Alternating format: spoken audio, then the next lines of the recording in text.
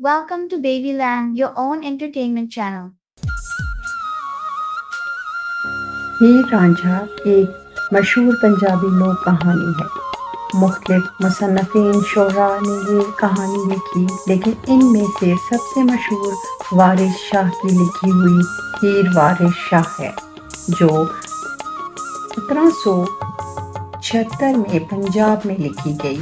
इस तरह की मज़ीद कहानियों में दस्ती बनो, सोहनी माहिवाल वगैरह शामिल है।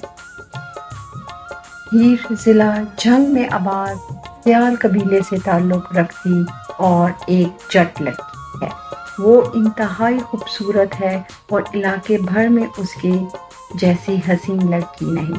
रांझा भी जट और दरियाए चनाब के किनारे आबाद एक गांव तख्त हज़ारा का ही बासी है। इसके 3 भाई खेती बाड़ी करते थे, मगर बाप का चहेता होने के नाते वो जंगलों में फिरता और वंजली बांसुरी बजाता रहता। इसने अपनी ज़िंदगी में कम ही दुख देखे थे। जब रांझे का बाप मर गया तो इसका दौर अब्तला शुरू हुआ। पहले ज़मीन के मामलात में इसके भाइयों का झगड़ा हुआ और फिर भाइयों ने इसे खाना देने से इनकार कर दिया। नतीजतन रांझे ने अपना पिंड गांव छोड़ा और आवारागर्दी करने लगा। फिरते फराते वो हीर के गांव जा पहुंचा और उसे देखते ही अपना दिल दे बैठा। हीर ने जब इसे बेरोजगार पाया तो रांझे को अपने बाप के मवेशी चराने का काम सौंप दिया। रफ्ता रफ्ता रांझे की वंजली ने हीर का दिल मोह लिया और इस अजनबी से मोहब्बत करने लगी। आहिस्ता आहिस्ता उनके लिए एक दूसरे के बगैर वक्त काटना मुश्किल हो गया। वो रातों को छुप छुप कर मिलने लगे। ये सिलसिला तवील अरसा जारी रहा। एक दिन हीर के चचा कैदू ने इन्हें पकड़ लिया। अब हीर के माँ बाप चोचक और मलकी ने ज़बरदस्ती इसकी शादी सीधे खड़े से कर दी।